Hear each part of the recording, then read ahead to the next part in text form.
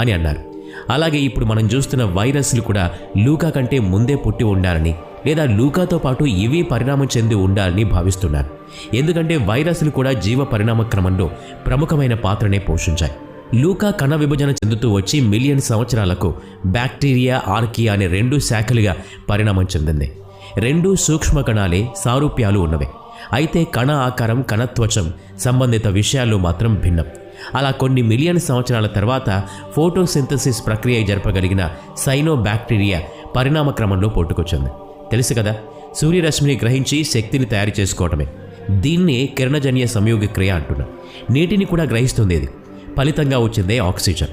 ఇలాంటి కోట్లాది సైనో బ్యాక్టీరియాలు సముద్ర జలాల్లో ఉండే ఫోటోసింథసిస్ ద్వారా ఆక్సిజన్ని ఉత్పత్తి చేసి వాతావరణంలోకి వదిలిపెట్టాయి. భూ వాతావరణంలో ఆక్సిజన్ పరిమాణం పెరిగింది. ఇదంతా సుమారు 2.2 బిలియన్ సంవత్సరాల కిందట జరిగింది.